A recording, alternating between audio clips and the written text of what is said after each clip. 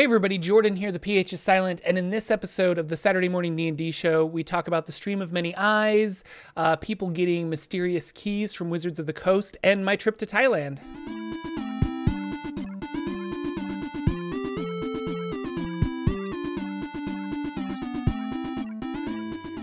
Hello everybody, welcome to the Saturday Morning D&D show. My name is Jordan with a silent PH in the middle, and I am joined always by my wonderful co-host Sir Lucien over at Sir Lucien Gaming. And I am exhausted because I am back from Thailand and I'm a little jet lagged. And even though I slept last night, I took a melatonin to help me sleep. I'm just like drowning in or drinking tons of coffee and trying to just kind of stay focused. So this will be an interesting one, an interesting show. I think Sir Lucien probably wishes that he had a different co-host. Well, let chat give you some energy. Everybody in chat, make sure you send your energy to Jordan this morning. Get him woke up. Yeah, I need to wake up. And also, I really did unplug for the most part. I checked Twitter every once in a while. I saw that there was something going on, but like as far as D&D news, I don't know what's been happening in the last 2 weeks. So do you want to fill me in? What's going on? We got a stream of many eyes, I hear, and that's about all I know. Yeah, well, that's kind of a little bit of what they've been announcing and hinting at over the last week. They've been talking about finally who's going to be in it, or at least some of the DMs that are going to be running it. It sounds like they've rented or have access to a pretty good size studio over in California to put this thing on. Sweet. And not only are they going to stream all of the games, but they're also going to have like live seating. So there's going to be some live audience because you can buy tickets to it. I think I remember that. Yeah, you could buy tickets because I saw Holly Conrad was tweeting that you could watch like Dice Camera Action live and they were selling tickets and stuff, which is kind of cool. Yeah. And so the hashtag has been hashtag SOME-D&D, or when I look at it, I think some D&D, but it is the stream of many eyes D&D. And it's the announcement basically of the new storyline. So the new adventure book that's going to come out, because we're about to have Mordekainen's tome, which I think is next week. Yeah, it comes out when it drops. So I'm lame and I get mine on Amazon because it's cheaper. So it comes out at the end of the month for like everybody else, but it's in game stores 2 weeks before. So it should be next week, I think. I think it's next week. Yeah. So I'll get to go down and pick mine up, and then I'm sure we'll talk about it on one of our shows. And like Lex mentioned, Satine is now an official Wizards of the Coast wizard, just like Kate Welch. And I wanted that job. Just hiring, they're just hiring all kinds of great people, and the atmosphere at that place sounds great. It sounds like a dream job for anybody. Never let your dreams, I think Kate has said it and Satine has said it, they've never thought they would ever be able to work for, something they love so much. And look at it, they're there, so keep that hope alive. You never know. So the new storyline, some of the videos have still been about Mordekainen push. So we've still been hearing, they've been releasing little snippets about, things they were talking about in the books and some of the new races, some of the new creatures. They were showing a page or here, there on some of the shows. And they're still doing the subclass building with Mike Burrows. And even this week, Jeremy Crawford talked about building subclasses and their philosophy behind it, how they do it. And I noticed this week, Jeremy was a little bit more active on Twitter than he was last week on starting to answer some of the D&D questions again, or like, the things that pop up. Like there's been a big discussion because I think he's changed his stance a little bit on bonus action, which was interesting, and how bonus actions work. So if you keep it up on Jeremy's Twitter, you'll see that there's been a lot of discussion about bonus action stuff, which is interesting. So I think that's about the D&D news. Now I'm confused. What was his stance on bonus actions and how did it change? I would have to read it. Have to go read it again? But it has to do with when something happens as an ability that says it's triggered when a bonus action happens. Gotcha. And I think the general rule was the thing happens before, but like if I have an ability that triggers when you use a bonus action, then my ability triggers the moment you say you're going to use your bonus action. Mm-hmm. So it triggers, and in his view, that was the general rule, and then your bonus action would go on. But I think what he's changed, he says it makes more sense now as he's thought about it more, and it seems to be an exception that the bonus action needs to happen and complete before whatever ability triggers off that happens. So It doesn't interrupt the bonus action. it's a result of the bonus action being taken, I think is where he's gone with it. So, and I may be misrepresenting. I think that's the way that I understood it as I read those tweets, but you might go back and take a look. It was an interesting thing to look at because it was a lot of bonus action talk this week, I noticed. So Stream of Many Eyes is going to be in June? Yes. Yes. Yeah. And then when Stream of Annihilation happened, how long before we actually, like, how, because they announced Tomb of Annihilation there. How long was it until we got Tomb of Annihilation? I'm trying to remember. Was it like 3 months, 4 months? It felt like that was the gap. Yeah. Okay. Yeah. And I think the books are somewhere around 3 to 4 months apart for the books they released, because like we had Xanathar's 3 or 4 months ago, and now we're getting Mordecai's, and then we'll have 3 or 4 months from now, I believe we will get the next adventure, the next one. Yeah, it feels like Spelljammer. Like they have a couple of like Spelljammer races, and then they get Githyanki and they get Zerai, and then specifically like Stream of Many Eyes makes you think of Beholders. Yeah. And Beholders are a very Spelljammer-y type monster as well. That I'm like, what are they doing? Are they taking this huge leap? And if you watch some of their other videos, there was like a Lore You Should Know that I was watching. I think I only got about halfway through it, but they were talking about, oh yeah, Spelljammer, the setting that everybody loves that we apparently aren't giving enough attention to, and things like that. But the fact that they're dropping these little hints here and there, I'm like, are you? I don't know. It seems that they won't, because it's not. Like that's going way out of the way of like leap. Traditional D&D. Shift. Yeah. It's a big leap, but I still think like the majority of people would really love some kind of cool, I don't know, maybe if they had rules in this new adventure that you could use for either space or seafaring vessels, things like that would be kind of interesting. Yeah, Lex in chat was kind of in the direction that I was going. He was talking about his friend's theory, and you can say this is my theory, is I think they're about to do a deep dive on Waterdeep once again, because that's been Waterdeep City itself has been covered quite a bit. It's one of the most mapped cities I can think of in all the different editions that you can find. You can find mega maps out there that are like, they must be 20 feet tall. Yeah. And the papers are laid out on the ground of this tremendous size city that they've built and that people have mapped out and listed out. And I'm wondering if it's now 2018 D&D 5th editions saying, here's Waterdeep, 5th edition version, and boom, just drop it on us. This is what I was wondering. Because to me, I mean, if you bring out a Xanathar's Guide book, which is the guy. Well, that's what I was going to ask. The Xanathar, he's underneath Waterdeep, right? I think so. Yeah. That's the whole thing. He's way deep and down. And that's so that might get us back into the Underdark again. That might get us back underground again. We haven't really had that in 5th edition, because we've had a lot of cult. What's the one with the Underdark? Yeah. Yeah, they had that one. No, did they have that adventure? 5th edition? Yeah, for 5th edition. Out of the Abyss. Out of the Abyss was completely in the Underdark. Yeah. Yeah, that's the one I missed then. Yeah, because I was thinking they Out of the Abyss, then they had Cult of the Dragon Queen, right? Horde of the Dragon Queen. Yeah.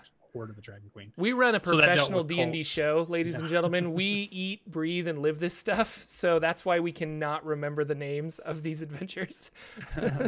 We homebrew too much is our problem. Yeah, it's true. But Storm King's Thunder, Tomb of Annihilation. So it's brought us in a lot of places.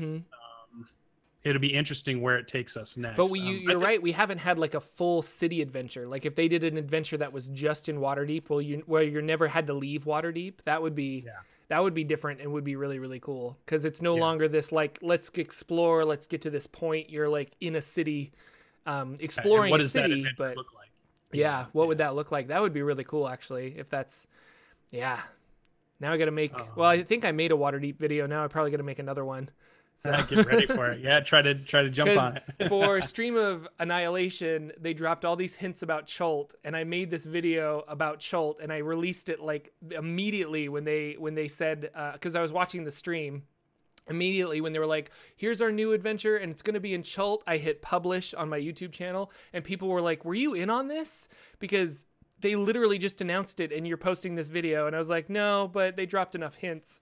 So I hope they drop another bunch of hints that I can get a video out, because it'd be interesting. Yeah, I definitely recommend it. Yeah, it's fun. Get a jump on it now, because even if they're just rumor mongering, why not have a video out there for the rumor Yeah, mongers, that's true. even if they're wrong? So yeah, so I think it's exciting. I'm always excited for a new adventure path. It's obvious that when you get adventure paths, you usually get good adventure that you can add to your campaign, or you can usually start your group on this new whatever it is. Most of the time they have a tie-in to how you can start from first level, even if it is a higher level one, or how to work it in if you're not first level.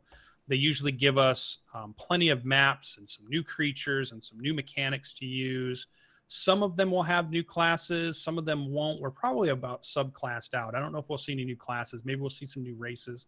But with Mordecanians, we're going to see a bunch of new races too. Yeah. So we'll have to see. Maybe it's just a straight adventure, or maybe we're completely wrong and they're finally going to go Planescape, or they're finally going to go Dark Sun, or they're going to go Spelljammer, or they're going to go big time, because they've done Forgotten Realms pretty well. Yeah. And covered it. It might be time for them to grab on to some of their other worlds out there and say, with Mordecanians saying Greyhawk exists, or Spelljammer exists, or all this other Dark Sun exists, and the planes exist, maybe it's time to send us out to those extraordinary places too. So who knows?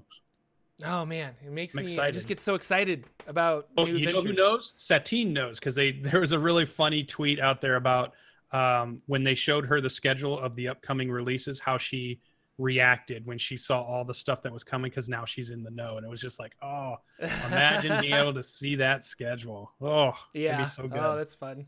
That's fun. Hey Cyberwolf, welcome. Late to the party, but it's still an awesome party because you're here. Yeah. Oh man. Yeah, so what did you do in games this week? I haven't played games in like 3 weeks. Man, that just doesn't sound like a vacation to me, Jordan. I know, like, it's true. If I'm gonna go on vacation, I need games. And like tomorrow's Mother's Day, so my group canceled, and I'm really trying to figure out a way of playing D&D tomorrow. I'm just like, I'm like, maybe we need to like run something online. I need to just like contact a bunch of people, because I'm still in vacation mode. Like I don't go back to work till Monday. I want to like do some enjoyable vacation stuff. So. Yeah, we could play some game, and I bet I could round some people up. I bet there's some people that would play. Cyberwolf plays a mean Dragonborn. Sweet. So it's pretty good. All right, well, this week, so last Sunday, just after our last Saturday morning Dungeons and Dragons show, we had an interview with Jim Murphy, which was really awesome.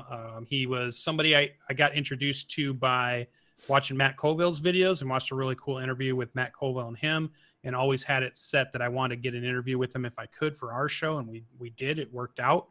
And he's a really cool guy who's been in the hobby from the beginning, so it's a good kind of person to talk to if you want to know how it started. And what I like about him too, though, is he's not the type of person that's like the gatekeeper kind of person to say. He's not the guy that says, this is how we used to do it, and now it's just all wrong because they don't do it that way anymore. Right. He's excited with the way it is. He loved 4th edition. He likes 5th edition. He runs games all the time.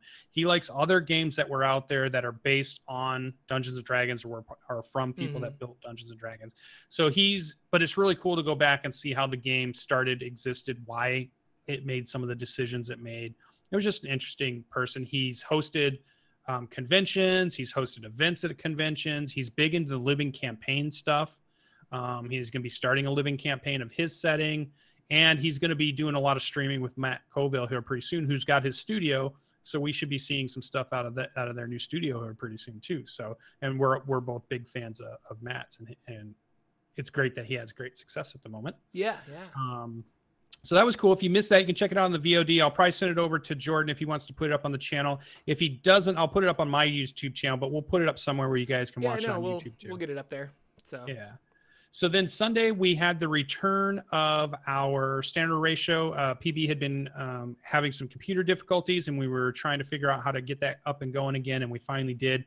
We talked about Mass, the new generation, which I've been big into lately, and I've been doing some videos on that, but we both talked about what we liked about it and how to play it and what to do if you want to play it, those kinds of things. And we talked about some really cool Kickstarters in that. So if you're looking for some cool new RPG Kickstarters that are a little bit different than the run-of-the-mill stuff you've seen, check that show out because we point you in the direction of a couple of really good ones.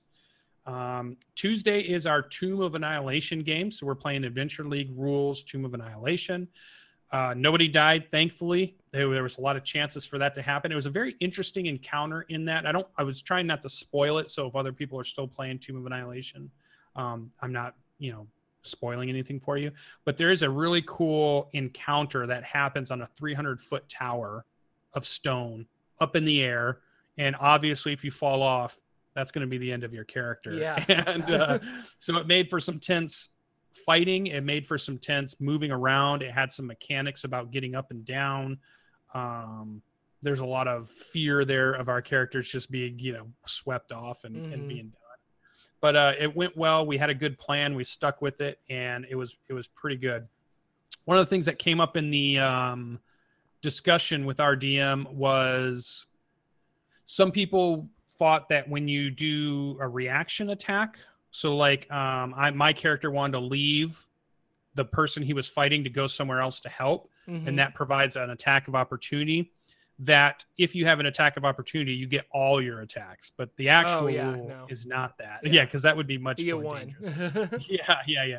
And it's not necessarily even a specialized attack. It's just like one of your melee attacks that you have access to. Like if you were a wizard, you don't get a cantrip or anything like that. Yeah. Right. So it's a very specific reactionary attack that you get. And it's melee. It's not, you can fire your bow or something like that. It's definitely a melee attack. So then we had a good discussion about that, found it in the player's handbook, what it talked about. So that was pretty good. And one of the other things that came up that really cemented for me this week or in my GMing is that I like it when there's an NPC or NPCs that are with the group helping the group, because it just provides an outlet for when they get stuck. As far as in most cases, you might think, well, if they need a hint, because it's just something's just not, they can't figure out what's going on.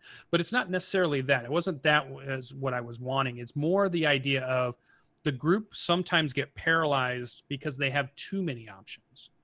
So all of a sudden they have 5 different ways they can approach this tower. Yeah. All 5 of them are probably okay and good, but they get stuck in trying to figure out, well, which one are we going to do? And it turns into a cycle.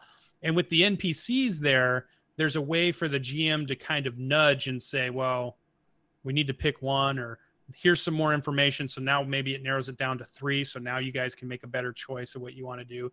But it just provides the GM a way in to help with the conversation that you don't have necessarily if you don't have any NPCs in the group, if it's just the group and the GM waiting for them to do something. So I just feel like, and it provides opportunity to fill in silence, right? Because if the group isn't thinking about interacting or RPing, you can use your NPC to initiate something like sitting at a campfire, and the NPC can say, hey, you seem like you really tore into that goblin, like tore his throat out and everything. What was that all about? And you can then prompt something to get going, where you can't really do that as much if you don't have an NPC in the party. Yeah. To be there when that happens, when they're just kind of staring at each other. So. And I love, I guess I have a lot of NPCs in my games, and not necessarily NPCs that run around with my party, but if they get invited by the party to run around with them, then they do. And it's not like a DM NPC, like I'm not leveling this guy up, and they usually stay out of the fight unless my players are just like, a little help please, and I'm like, oh okay, or I'll give the sheet to my players and I'm like, do you want to run this NPC since he's helping your group? Because I don't like the idea of a DM NPC where you're trying to like play and DM at the same time. It's just like, you should just be a dungeon master. Like, it's fun to be a dungeon master. But it is nice for that. Like, I like the interactions that you can have. And rather than my players asking me questions where they're just like, well, what does this mean? Or what is this piece of lore? They can direct it towards the NPC. And it's just, I don't know, like it adds a more layer of realism to the game, because they're interacting with a character rather than just trying to like get information out of you as the dungeon master, you know? Yeah. And I think the danger is like what you pointed out. it's not necessarily the GM has an NPC in the group. It's the GM has a player in the group, right? Right. Or an actual PC. Yeah, yeah. And that's where if you listen to a lot of the D&D advice, they always try to tell the GMs, as much as you want to be playing these cool games too, having a full-on character sheet of your totem bear barbarian who's going to join the group because you want to play a totem bear barbarian really bad doesn't necessarily work out as well as you think it might. It might actually detract from the game or make it tougher. So lean away from that. Yeah. But NPCs are things that I think become sources of information, sources of inspiration, sources of storyline, sources of nudging you to do some role play character background stuff, and places to help things get unstuck without really just being the GM putting their heavy hand in there and saying, hey, the right side door blows open of a strong wind, or whatever. So that was interesting. So that came up in our Tomb of Annihilation. I always try to look at the games I'm either playing in or GMing in, just the things that came up that were interesting to other GMs that they might keep in mind or see, or even things I'm still learning as I go. Like I've never stopped learning or never stopped thinking about how I might have adjudicated something and then decide, you know what, maybe I'll do it differently this next time, or maybe I'll think about that. No, I had a game where they were fighting on top of a plateau, and they were fighting harpies who were trying to pick them up and drop them off of this like 500-foot plateau, and it's fun. And that was really scary because it was just strength checks and acrobatics checks to see if they could get out of the harpy before they had enough time to fly them over and drop them off of a ledge. Because the harpies, once they picked you up, moved at half speed. So it makes for some realism where they're just like, I could die in an instant as opposed to this monster whittling down my hit points. It definitely put a layer of urgency there. So don't do it all the time, but it's a fun mechanic. Yeah. We were also worried just trying to climb down. Like, I felt like I would have been a little bit nicer from my point of view that once they had this big battle up on top of that and they had gone through all of it, that I would let them off on the getting down part. I would gloss over that, montage over that a little bit. But in our game, it was like, you need to make skill checks coming down, because at any point we could have survived this awesome battle at the top. And it was epic. Like it was crazy that we could have died TPK at any moment. But then we're making these checks, and of course I miss a check on a ladder on the side of the mountain. I'm just thinking in my head, well, crap, did we just have this heroic battle that we survived, and I'm going to die because I slip off a ladder, right? Yeah. And I'm just like, oh my God. But I was like, you got to roll with the way your GM rolls, and that's cool. But we made it down, and everybody survived, and nobody fell too far that they couldn't take the damage that they took. Yeah. So that was pretty good. Thursday night is my Borderlands game. So in that game is my West Marches game. If any of you are catching me on Twitter, which is @SirLucian Gaming, all one word, Twitter, I posted out a picture of the map, the hex map I've done. So it was like day one hex map when the players arrived at the new lands that they were in. There's like a day 6 version of it after they've went out on an excursion and come back. There's a day 12. They went out on a different excursion and come back. So they're opening up more and more of the map. And now they're on like day 48 or something, and the map's definitely much wider. And so you can kind of see their progression through the hexes if you're interested in that. A lot of people liked what they saw in that. So it was cool. We're just about a month, almost over a month and a half of player time or character time, in-game time that they've been in this land. They're about to go after probably the first real bad guy that I have presented in that area, the first faction that they've run into and had some trouble with. It's been really good.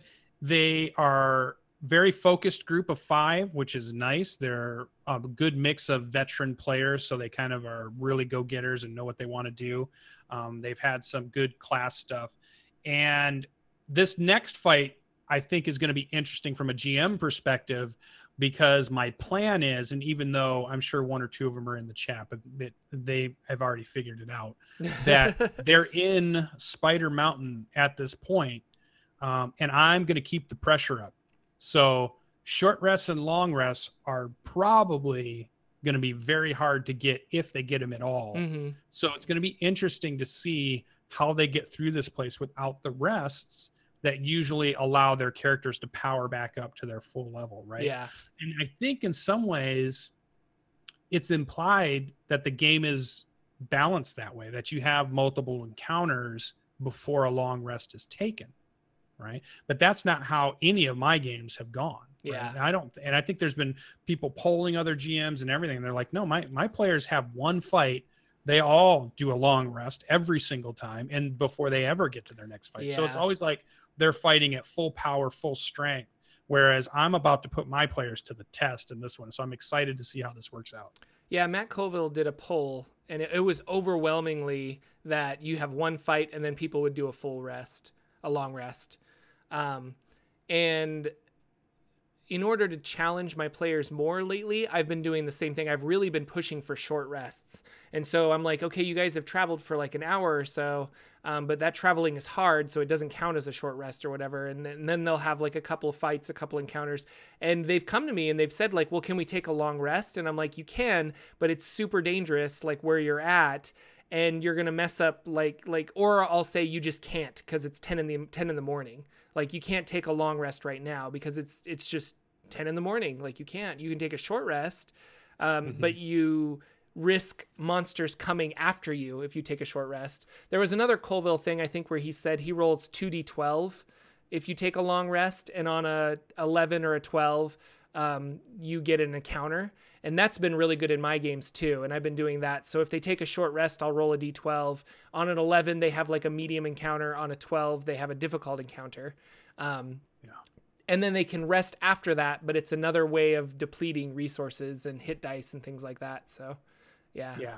And that's what the next couple of sessions are going to be about. And I realize that by doing this style, we're going to have a couple of straight sessions that are going to be full combat, full moving from one battle to another inside this underground mountain. And we'll probably won't get as much RPing going, but it's going to be a lot of tactical fighting, a lot of, oh my God, there's more of them. They're coming out of the tunnels in the darkness. What's really good about this that's made it the best is that all my players are human. Okay. So they only have torches and globes. And it has made one of the best games I've run because of that, because everybody's not running around with 60 feet of dark vision or 120 feet of dark vision. It adds that essence of, holy crap, we can hear them just outside of the darkness. We hear their feet. We hear their chittering. We know they're there, but we cannot see them. How do you rule carrying a torch? Like if I'm a two-handed weapon fighter, do I only get one weapon because I have to carry a torch in the other hand? Yeah, what they have done is they have used light spells on their helmets. Okay. Or they've used light spells on their daggers, or they got out of one of the ruins, they've got a drift globe. Okay. And a drift globe is you can give it a command and it will follow that one person by about 5 feet, and it follows behind them at head level. And it's only it's 20 feet of regular light and 20 feet of dim vision light. So it's about 40-ish feet circle. And we're using Roll20.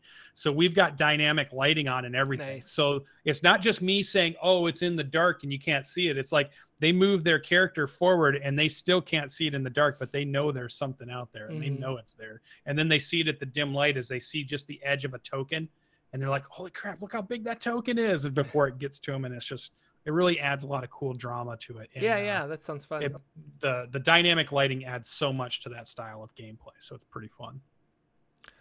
One other thing, going back to short rest, long rest, that I've been doing to kind of challenge my players is I do skill challenges. And so we'll have skill challenges like, okay, you walk in the desert for like a couple hours. Let's do a skill challenge. If they fail that challenge, I've been taking away hit dice. So I'll just say, you guys lose 3 hit dice. And it doesn't hurt them. Like, they're just kind of fine. But when they actually do have to rest and you've depleted that resource.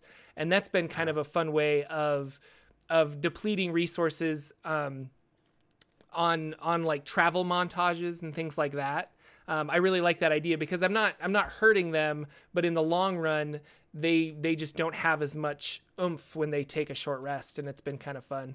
So yeah, I made a huge point that before they went into Spider Mountain, they were taking a long rest at the edge before they were going to go in the tunnel that leads them in, and they had an encounter. Spiders dropped on them on the last watch of the morning, and so all of their players had their long rest, but then they had this fight. And I made sure that they went in, they had this next fight.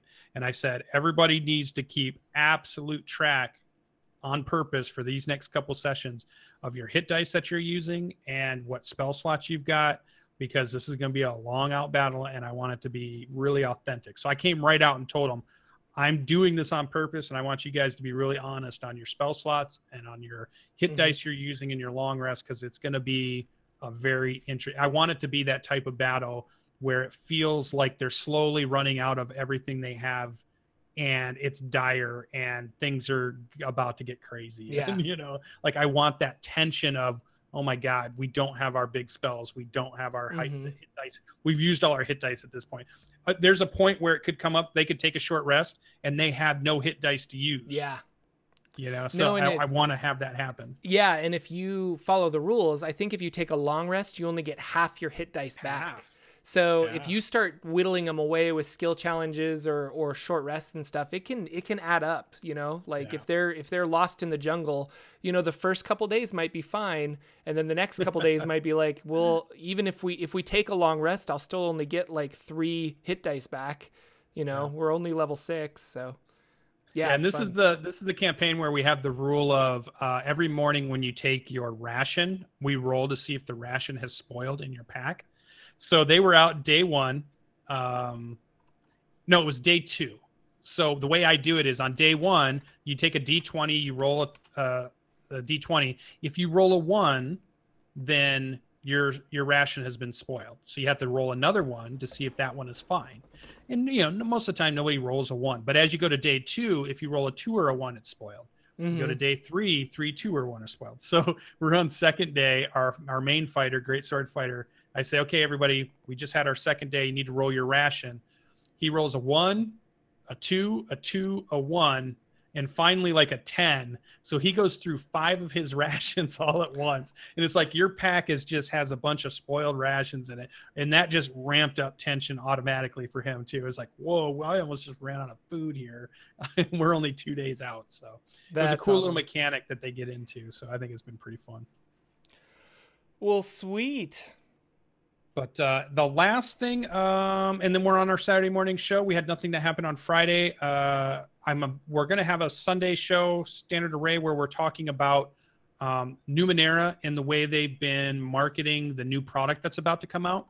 And I love Monty Cook games. So even though that discussion may seem a little critical of the way they've been marketing this new product, I love their company. So it's not like I'm trying to diss them or be down on them, but it does seem like there's some confusion between what Numenera 2, Numenera Discovery, Numenera Destiny, what all this stuff is. And we're going to try to clear up a little of that confusion, I think, on that show. So if you want to know about that stuff, you can sign in tomorrow night at about 8 or 9. And then, I don't know, maybe Jordan gets a D&D game going. Yeah, maybe there'll be some D&D. That would be fun. Tonight, actually, and literally after we finish this show, we should talk about it and see, because I'm like, I haven't played D&D in like 3 weeks and I miss it so much. Yeah, I keep telling a Grip of the Green that I want to get her in one of our games too. So we'll have to see. I know some players that want to play. Okay, that is me and my role playing. Hey, Jordan, what'd you do in role playing over this last week? Absolutely nothing. But I had a fantastic trip to Thailand. So I went on my honeymoon and it was really, really fun. Super exhausted. It's a 13-hour time change. So, and we were due pretty good until about like 7 or 8 o'clock at night. And then I would just be like, oh my gosh, I'm so tired. And you start doing the math and it's like 5 a.m, you know, in the United States. And I was just like, oh, so that was fun. But like we saw elephants and we went and like fed and bathed and watched elephants and stuff. And I went snorkeling, saw a bunch of fish. We went boating to different islands. Like we did a whole bunch of stuff, ate like delicious, delicious Thai food. And my wife is super picky. So we went to a couple places where she could get like kind of more Western food. But I was fairly adventurous. We did go to one restaurant that had like straight up fish heads. And I was just like, I don't know if I'm ready to eat something that can look at me. So maybe I'll pass on that. But yeah. Now, when you say Thai food, is it is Thai food and Thai American food, like the American types of Thai food you can get here, is that anything the same, or is that No, like everything else? surprisingly Totally similar. Yeah, surprisingly similar. Okay. So like there was like pad thai, like noodles and chicken and vegetables kind of mixed up. They had a lot of curries, so a lot of different like coconut curries and stuff. There's a great picture of me, like we went to an island and they totally had just like coconuts, and I thought it was like a fruit smoothie in a coconut, but no, they just like crack open a coconut and you just drink the coconut milk. And so there's a great picture of me like holding this coconut, like I'm on an island, like look at me. Typical tourist. Like, it was fun. We went kayaking in caves. They had like this river the river that went into the ocean went through this cave, and so we were like kayaking in these old caves and stuff. If you are a patron of me, I put a video of a bunch of the videos that I took. I made like a little Google video and put it up there on the internet, so you can watch that if you're a patron. But yeah, it was a really, really fun trip.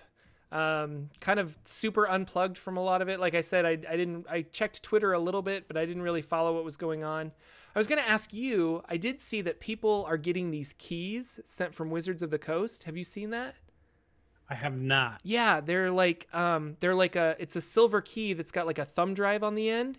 And then there's pictures that they sent out to like Matt Colville, Nate from WSAD 20 got one. I think Matt Mercer got one. And they have an image on them that is like, I don't know, some part of the puzzle that is happening with Stream of Many Eyes. So something to keep an eye out for. I'm digging into this now to kind of see what's going on, but yeah, it seems like interesting stuff. So yeah, we'll have to ask Nate. That would be the one person. Yeah, well, he posted. He got a letter from Elminster. Nice. And he got a letter from Elminster and a bunch of, and then it's got this like picture, and I think it's just like a missing piece of a puzzle, and we the community of D&D are supposed to take all these different pictures and figure out the puzzle from there. So it's kind of neat, kind of really, really neat. Yeah, there's Matt Mercer. The link is in chat if you want to see Matt Mercer's tweet. There you go. His. No stone unturned. I was seeing the hashtag no stone unturned. I have been seeing that. I just didn't know what it was all completely about. So hashtag no stone unturned, and figure that out. I think next week I'm going to dig into this as much as possible. And so maybe next week for the Saturday morning D&D show, I'll have some more information on it. And then, yeah, I was in Thailand. What else can I say? Other than that, the Numenera game that I play, the finale is this Monday. And I think we're all going to dress up. I'm going to my character has a robotic arm, so I'm going to tinfoil my arm, and that should be really fun. But yeah, you should definitely come out for the finale of Numenera Fury. It's going to be lots of fun on the Saver Dice channel. So what happens after that to your schedule? I have Mondays open unless we want to continue doing something else. But yeah, I'll have Mondays free. So I don't know. Gosh, I want to play D&D so bad. We got to plan something. Yeah. All right, cool. But yeah, so that's been a lot of good D&D. It's super cool that you had a great vacation. We're super happy you're back. Yeah, I'm happy to be back. All the Gen Con event stuff has been open, so we started signing up for that stuff. We know there's a lot of YouTube people going and streamers going. They're going to do some meetups and stuff, and there's Critical Role said they're even going to have a booth at Gen Con this year. They're actually going to have a place where you can buy their merchandise and stuff. So they're going to be on the main floor. Plus, they'll be doing a live show. Lots of other shows that you know of like to do live shows at that place, or podcasts do live shows. It's a real good, cool meetup. So that's Graybeard's going. I'm going. We're trying to get quite a few people from the show are going. So it's been fun. I should look at the tickets. Week in D&D. And yeah. So I should buy a Gen Con ticket now and then figure out hotels and stuff later, but I should probably get one. Well, you've got floor space. Yeah, you want to always do hotel if you're going to do your own early, because they fill up super quick, because that town, Indianapolis, is almost too small for the number of people that descend on Gen Con. Gotcha. Like, they just don't have enough hotels to handle all the people that go. But there's plenty of room in mine and Graybeard's room that if anybody wants to crash and save some money, they certainly. I wouldn't open that up to everybody, but true. You're gonna get true, like 1 million people. Half the chat. Another quarter of the YouTube video subscribers are going to be like, what? My dog is behind me with the loudest feet in the world, but yeah. Sweet. Well, this might be a shorter show unless you have something else you want to talk about. Well, I think that was about it. We didn't have a lot of rules or any other stuff that come up. You know, it wasn't a lot of Adventure League. We went down to our game store to ask about Adventure League, and they're only really playing it on one night. I really wish my game store played it more than one night, because I think then it would be easier for me to schedule me to go down and become an Adventure League GM. Yeah, but I'm thinking about doing the same thing. Oh, I did want to talk about my Bard is level 3, almost level 4, and in Adventure League rules, you can use your downtime days to bump yourself from 4 to 5, and from I think 9 to 10 and 15 to 16, like these different tiers, you can kind of bump yourself into the like tier 2 play, which starts at level 5. So I'm really excited because my Bard is basically going to be level 5 here in a couple weeks, and I guess at my Adventure League store, kind of what people do is they have, if you get a tier 2 character, then you will build a tier 1 character in case there's no tier 2 games happening. So right before I left for Thailand, I was like thinking about, oh, what should I build? What should I build? And so I'm losing my voice because I'm jet lagged and tired. But I built a transmuter dwarven wizard. And so I have this really cool idea of like a wizard that uses like mold stone and things like that, like a lot of these weird cantrips, and kind of make like a themed wizard out of it. So I think that might be my next Adventure League character. Nice. And play him kind of on the side. But I really like the idea of having this like dwarven wizard. Like it just seems really fun. And my stats are not the best because wizards need intelligence and the dwarf does not give you intelligence at all. So I think I have like a 14 in intelligence, where the average would be like a 16 when you're doing kind of the standard point buy and stuff like that. But we'll see. He could be really fun. So I've got a lot of hit points. I think I had a 16 in con. So yeah, we did just discuss that really cool mechanic of being able before you get to 5th level, you can change anything about your character that you're playing except the name. Like everything else can be changed. So I could have gone through this whole Tomb of Annihilation as my human barbarian variant, and then all of a sudden, because I just hit 4 and I'm already halfway through 4, so I need to make this decision too on mine before we get too far. And I could be like, nah, I think I'm gonna be a tiefling wizard. Yeah, you know? Exactly. Like, you could change anything. Like, yeah. How does that work in the fiction? But for Adventure League, it's harder to think about it that way. I think Adventure League is more about testing things out, playing things, and allowing people to drop in and drop out more than it is your cohesive story of your Dragonborn paladin that's gone from this to this. You know, it's a little bit different than that. So we did have a big, long discussion about what we liked about it, what we didn't like about it. And for me, it's a really good rule because I am such a character building, I want to say the wrong word, but it's like I do it so much and I never stop. I've got character after character idea that I'm like, oh, I'm going to build this and I'm going to build this. And I roll this up and then I roll that up. And I was like, so for me, anytime I can change my characters around, I love that idea. Yeah, it's fun. It's fun to try like this, and I think that was the idea with Adventure League too. Like you try this new mechanic, and you're like, you know what, this spell and I did it with my Bard. Like I chose 2 weapon fighting for my College of Swords Bard, and I did a day of like 2 weapons fighting, and I'm like, you know what, like I'm just not feeling this as much as I really liked the rapier, and I like having my bonus action available to hand out bardic inspiration rather than using my bonus action as an attack. So I switched to the you get an extra +2 damage if you're using a one-handed weapon and nothing in your other hand, and so I switched to that to get extra damage, and then I have my bonus action free. This is my bonus action hand, which is why I wave it around. But I have my bonus action free to do bardic inspiration to my party and stuff, and that worked out really well. So I love that I was able to change that kind of on the fly and figure out how I like to play my Bard before I reach level 5, which is cool. Yeah, and I've liked playing my barbarian, but I definitely have this urge to say, oh, maybe I could play a Hexblade Warlocker, because at 4th, you can really build your character so it feels like your character, because sometimes you have a concept that it doesn't feel like that concept until you hit 4th or 5th level, right? Because you don't get the abilities you need to say, like when you remember you did your Iron Man build, like if you're doing that 1st level and 2nd level, you don't feel like Iron Man yet, right? No, because you don't have the things that make you feel like that.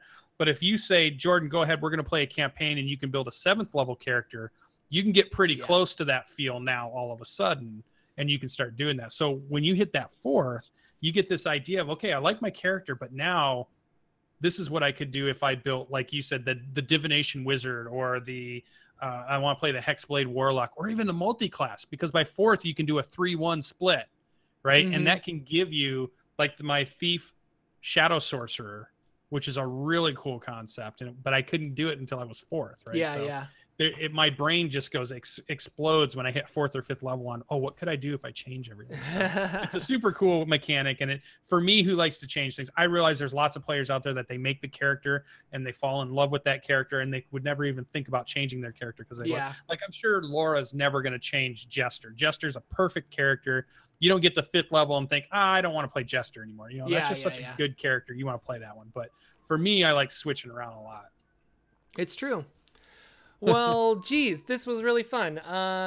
Thank you guys so much for coming out and watching the Saturday Morning D&D show. I'm excited to be back, and we will be back next week with another episode, and hopefully I'll have more D&D to talk about. And keep an eye on Twitter, because maybe we'll post a game tomorrow that we'll stream live. That could be really fun here on Sir Lucian's channel, or maybe my channel. I don't know. We'll figure it out. We'll figure it out. We'll make it work. But I really want to play some D&D. So yeah. So thank you guys again so much for coming out, and we will see you next week. Question mark? Yeah. Maybe, yeah. No, we'll be here next week. We'll see you guys later. Bye-bye, everybody. Bye-bye. See you later. Whoa.